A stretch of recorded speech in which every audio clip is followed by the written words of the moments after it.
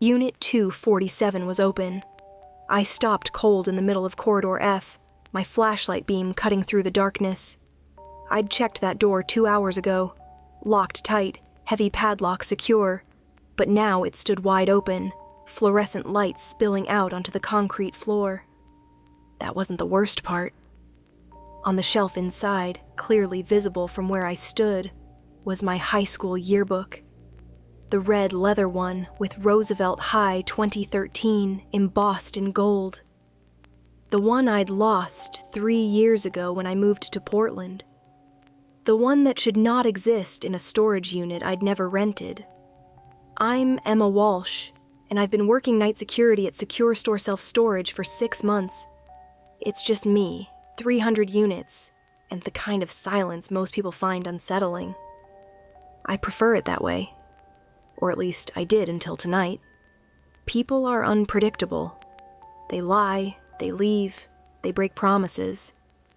But this place has concrete floors, metal doors, numbered units in perfect rows. It makes sense.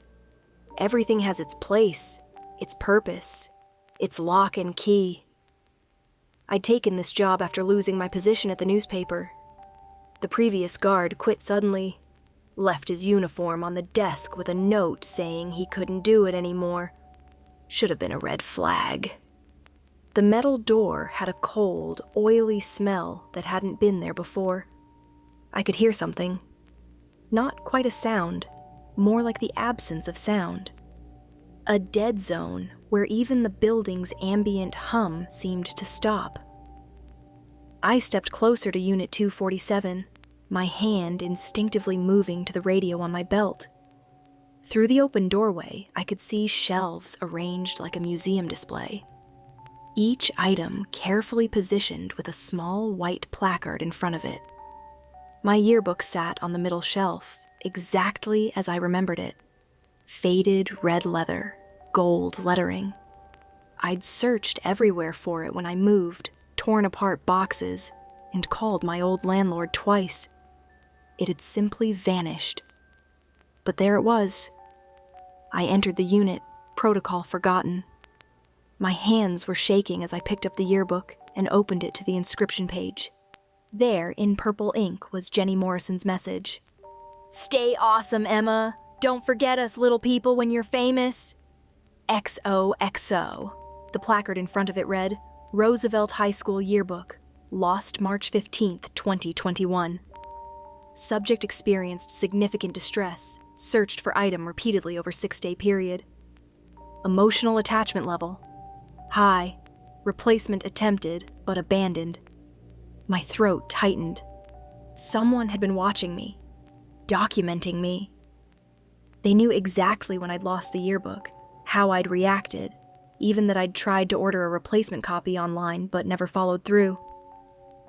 I looked around at the other items on the shelves. My silver necklace from when I was 16.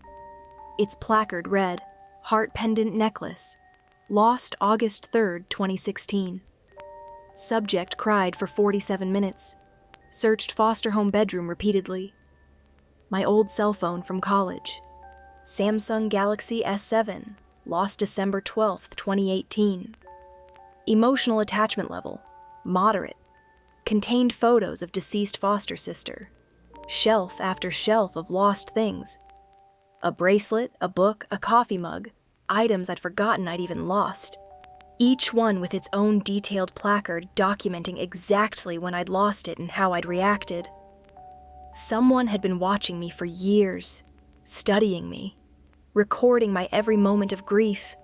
20 years of my life, cataloged like a museum exhibit. And there, in the center of the top shelf, like a place of honor, sat Mr. Buttons. My childhood teddy bear. I hadn't seen him in 20 years, not since that last foster home when I was 8. Brown fur worn smooth, left eye missing, the small tear in his ear I'd made when I was 6. I'd cried for weeks after losing him, the kind of desperate sobbing that comes from losing the only constant thing in your life. The placard in front of him was longer than the others. Teddy bear Mr. Buttons, lost September 4th, 2003. Subject age 8. Extreme emotional distress lasting 3 weeks. Refused meals for 2 days. Foster mother reported subject talked to empty air where bear usually sat. Attachment level, critical. Primary comfort object. Loss triggered abandonment trauma response. I'd thought about him sometimes over the years, but seeing him here, in this impossible place, with every detail of my grief documented like a scientific observation, something was very wrong. I backed out of the unit and grabbed my radio. Dispatch, this is Emma at Secure Store. I need static. Nothing but white noise. I tried my cell phone. No signal, even though I'd had full bars earlier. The display flickered to show a message. Network temporarily unavailable. I ran back to the security office. The landline was dead. Not even a dial tone.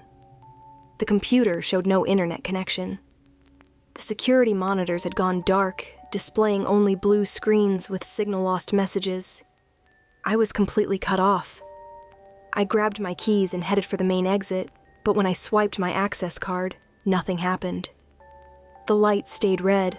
The lock remained engaged. I tried my override code, then the master code. Nothing. The emergency exit in the back had the same problem. The door that should have opened with a simple push remained firmly locked. I was trapped. The hallways seemed longer than they should be as I walked back. Corridor F stretched ahead of me like a tunnel. The fluorescent lights hummed louder than usual, and several had started flickering in sequence, creating waves of shadow and light that made my eyes water. A piece of paper lay on the floor just inside Unit 247. I picked it up and read, Emma Walsh, age 28. Collection begun September 4th, 2003. Status, 97% complete. Estimated completion, tonight. My hands wouldn't stay steady as I read the words again. Collection. They'd been collecting me, piece by piece, for 25 years. Every lost object, every moment of grief and attachment carefully cataloged and stored. I looked back at the shelves, and my breath caught. There were other items I hadn't noticed before. Things I'd lost recently. A pen I'd dropped last week. A hair tie that had snapped yesterday. A receipt that had blown out of my hand in the parking lot this morning. How could anyone move that fast? I heard footsteps in the corridor behind me. Slow, deliberate, getting closer. But when I turned around, the hallway was empty. The sound continued, echoing off the concrete walls, but there was no one there. A new note appeared on the shelf while I was looking away. I was sure it hadn't been there seconds before, but now it sat next to my yearbook. You've always been special, Emma. Most people form attachments to other humans. You learned early that people leave, but objects remain faithful. It made you perfect for us. Us. There was more than one. I backed out of the unit and started walking quickly down the corridor, but the footsteps followed. Sometimes they seemed to come from behind me, sometimes from the side corridors, sometimes from above, as if something was moving through the ceiling space. The lights began failing in sections, creating expanding pools of darkness. I pulled out my flashlight and swept it across the walls. The beam caught something that made me gasp. There were other open units now.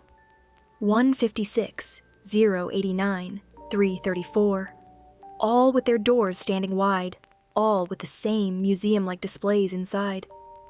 I approached 156 cautiously and read the nameplate mounted beside the door. Marcus Chen, Collection 2019 to 2023. Marcus, the previous security guard. The one who'd left his uniform on the desk with that note. I can't do it anymore. Except he hadn't left, had he? Inside were the remnants of a life. A man's watch, reading glasses, a coffee mug with "World's Best Dad" printed on the side. But it was the photos that made my stomach turn.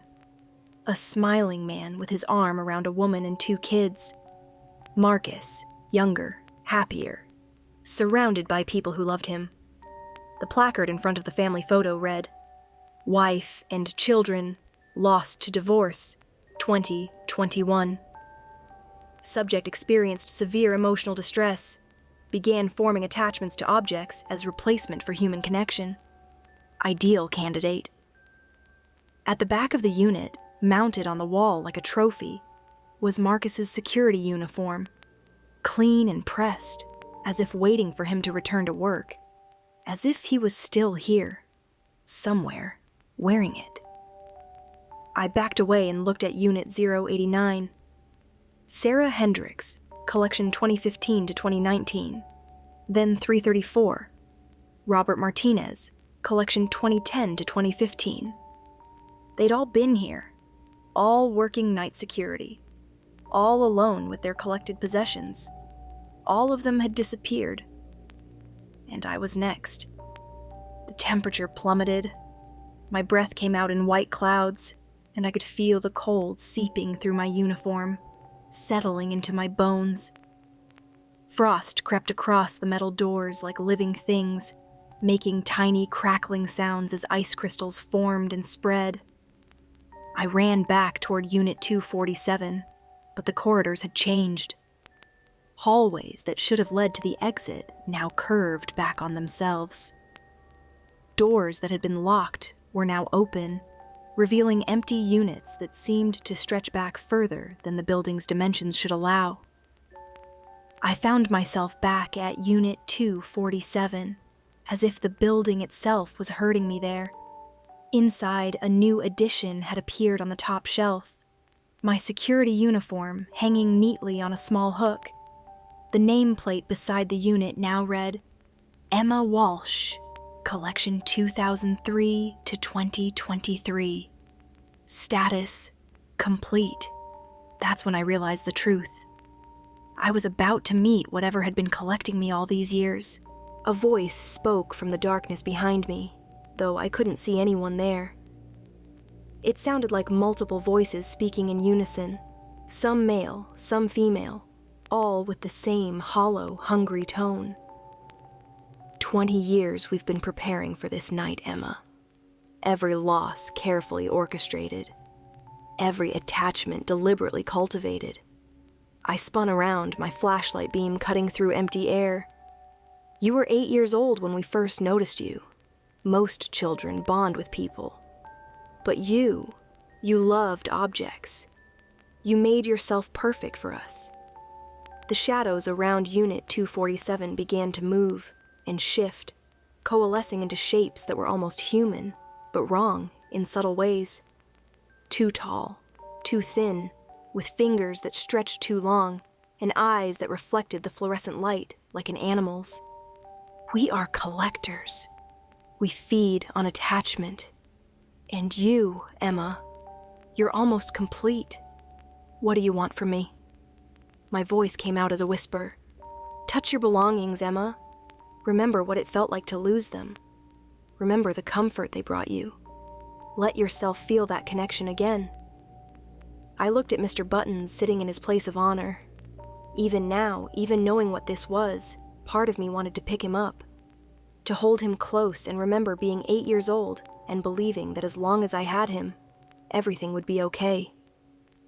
I stepped toward the shelf, my hand reaching out toward the teddy bear. His remaining eye seemed to watch me, and for a moment I could swear I smelled the familiar scent of his worn fur, the comfort of childhood and safety and love. My fingers were inches away from him. That's it, the voices whispered closer now. Take him. Hold him. Remember what it felt like to be safe. I wanted to. God, I wanted to. 20 years of loneliness, of keeping people at arm's length, of trusting objects more than humans because objects couldn't abandon you.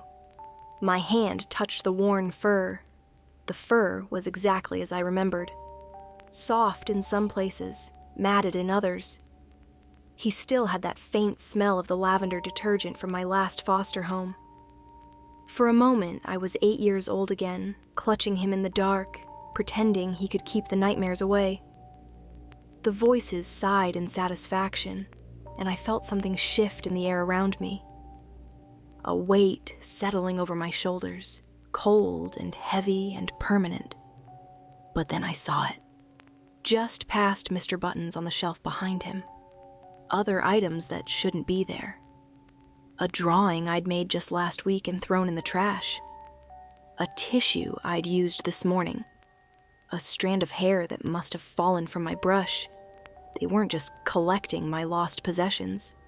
They were collecting me, piece by piece. Every discarded fragment, every shed cell, every trace of my existence. The security uniform hanging in the back wasn't just symbolic. It was a skin they expected me to wear forever. Like Marcus, like Sarah, like Robert. I looked at Mr. Buttons in my hand. The voices were crooning now, triumphant. "You're complete now. You're ours. You'll never lose anything again." "No," I said. The voices stopped. "No," I said again, louder. My hand was shaking, but I didn't let go of the bear. Not yet. "You're right about one thing. I did learn to love objects instead of people. But you know what?"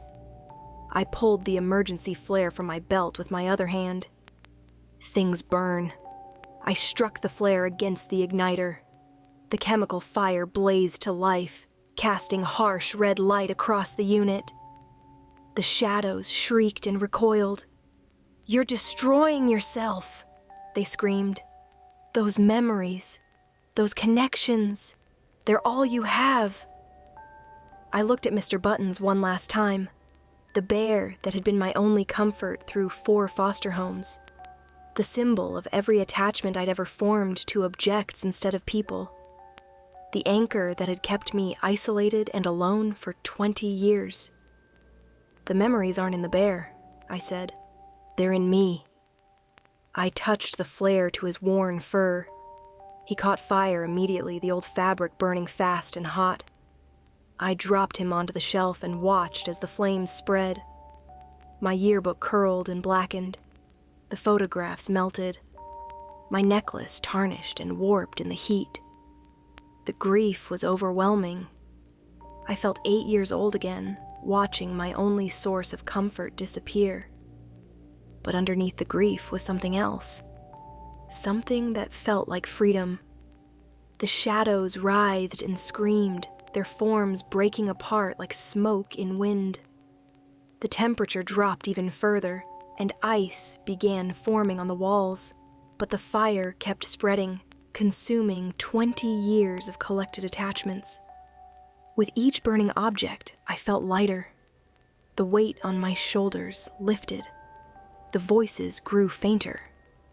"I don't need them," I said, and meant it. I never did. The building shuddered around me. Lights flickered back to normal, and I heard the distant sound of the ventilation system resuming its normal hum. The corridors snapped back to their proper dimensions, and suddenly I could see the exit sign glowing green in the distance. I ran toward it, leaving the burning unit behind me. My access card worked now, the door sliding open to let in the cool night air. I stumbled into the parking lot and pulled out my cell phone. Full signal, normal display. I called 911 with shaking hands. 911, what's your emergency? This is Emma Walsh at Secure Store Self-Storage on Highway 9. There's a fire in Unit 247. I need the fire department. Are you injured, ma'am? I looked back at the building, which appeared completely normal from the outside. No smoke, no flames visible through the windows. Just a standard storage facility under the parking lot lights. "No," I said, "I'm not injured. But I need to report some missing persons. People who worked here before me." The fire department arrived within 10 minutes, but they found no trace of the blaze. Unit 247 was empty, they said. Had been for months according to their records. No sign of fire damage, no evidence of the museum-like display I described. But Marcus Chen, Sarah Hendricks, and Robert Martinez were all in the missing persons database. All had disappeared within months of starting work at Secure Store. All had been described by family members as people who formed strong attachments to personal possessions. I quit that morning. Didn't even go back for my last paycheck. I moved to the city, got a job at a homeless shelter, working with people instead of guarding things. It's messy, unpredictable, sometimes painful, but it's real. I still think about Mr. Button sometimes, about Marcus, Sarah, Robert, about how close I came to joining them. The police never found their bodies. Secure Store self-storage is still operating. They hired a new night guard last month. I hope he doesn't love objects too much.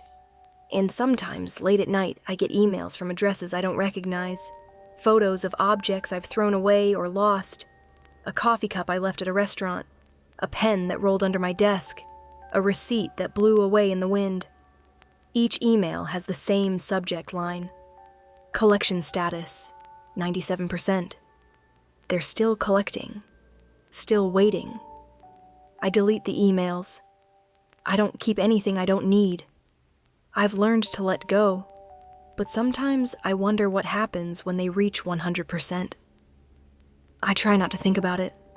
I try not to keep count of the things I lose. But I do. I always do. Old habits die hard. I work with people now. Real people with real problems. Maria, who lost her apartment but never lost her smile. James, who carries everything he owns in a shopping cart but shares his food with anyone who's hungry. Sarah, who's been clean for 6 months and counting. They've taught me something the collectors never understood. Objects can't love you back. They can't surprise you or challenge you or help you grow. They can't hold you when you're scared or celebrate with you when you succeed. People can leave. Yes, people can hurt you, but people can also stay. People can choose to love you, not because you're perfect, but because you're human. I'm learning that now.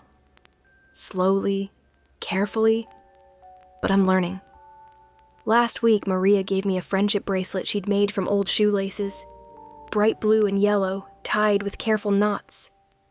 The old Emma would have treasured it, cataloged it, feared losing it. I wore it for a day, smiled when I looked at it, then gave it to another resident who admired it. The joy was in the giving, not the keeping. Maria laughed and said she'd make me another one.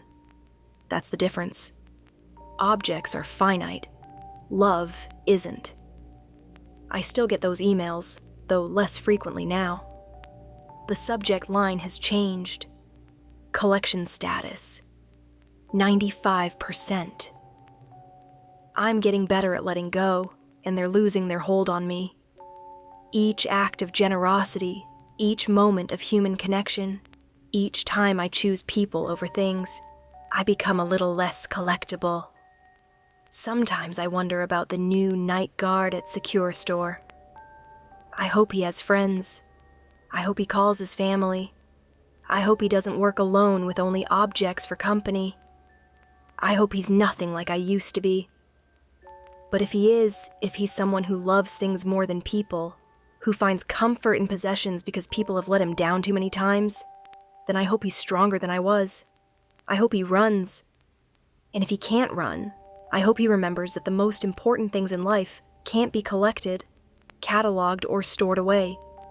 They can only be shared. I've learned to let go of objects, but I'm learning to hold on to something much more valuable. I'm learning to hold on to hope.